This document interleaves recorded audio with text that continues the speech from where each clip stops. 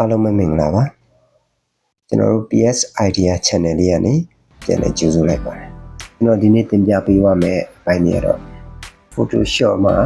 drop share ကိုအသုံးပြုနည်းလေးကိုကျွန်တော်သင်ပြပေးရမှာပဲဖြစ်ပါတယ်ခုပထမဆုံးအနေနဲ့ကျွန်တော်အသုံးပြုမဲ့ background လေးတစ်ခုကျွန်တော်ရင်ယူလာမယ်အဲ့ပေါ်မှာကျွန်တော်စလုံးလေးတစ်လုံးရိုက်မယ်ကျွန်တော်ဒီနေ့ drop share ကိုအသုံးပြုပေးရမှာဆိုတာတော့ကျွန်တော်ဆိုတဲ့စလုံးလေးကိုကျွန်တော် drop share လေးနဲ့အသုံးပြုပေးရမှာပေါ့နော်ပထမဆုံးခြေဆိုတဲ့စလုံးလေးကိုရင်ရိုက်ထည့်မယ်အခုလိုချင်တဲ့ site ကိုရင်ထားပါတော့နော်ပြီးပြီဆိုရင်ကျွန်တော်တို့အဲ့ခြေလေးကို copy သွားမယ်အမှအဲ့ဒီခြေကိုကျွန်တော်တို့ခြေ O ဆိုပြီးတော့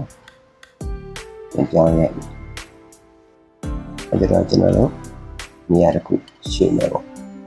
သူကျွန်တော်တစ်ခုနဲ့တစ်ခု social လို့ထားမှာဆိုတော့ဗျာ social လို့ပုံစံလေးထားလို့ရအောင်နေထားတစ်ခုရှင်းမယ်ဒီ O လည်းကျွန်တော်နောက်ထပ် layer ပွားမယ်ဒီဟာကိုရင်သူရဲ့တင်ကြီးလေးပေါ့နော်ညာလေးထားလိုက်ရှေ့ပြီးသွားပြီဆိုရင်အခုကျွန်တော်တို့ဒီ O လည်းကျွန်တော်ချုံဆိုပြီးတော့ရိုက်မှာဆိုတော့ M ဆိုပြီးတော့ပြောင်းမယ်ဆိုတော့ဒီမဟုတ် M နော် M ပြောင်းမယ်နောက်ကျတော့ကျွန်တော်ထားမယ့်နေရာလေးကိုရှင်းဟုတ်ပြီနောက်ကျတော့အဲ့ဒီကျွန်တော်အခုရိုက်ထားတဲ့စလုံးလေး၃လုံးကို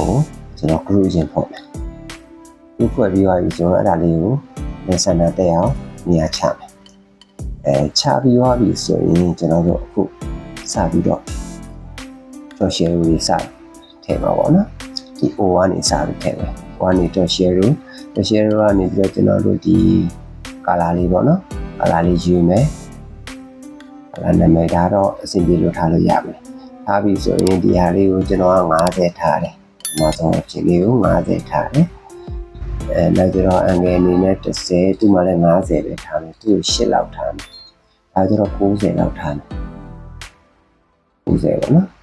ဟုတ်ပြီအဲ့ဆိုရင်ရလေးရပြီဆိုရင် okay ကိုနှိပ်လိုက်ပြီဆိုတော့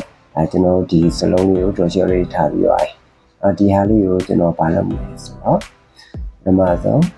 copy layer style ယူမယ်ဟုတ်ပြီနောက်ထပ်တစ်လုံးကိုကျွန်တော် paste layer style နဲ့လိုက်မယ်ဒါဆိုရင်ဒီလည်း draw လေးချပြီးတော့အခုနောက်ထပ် n မှာလည်းဒီတိုင်းပဲ paste layer style ကိုထားမယ်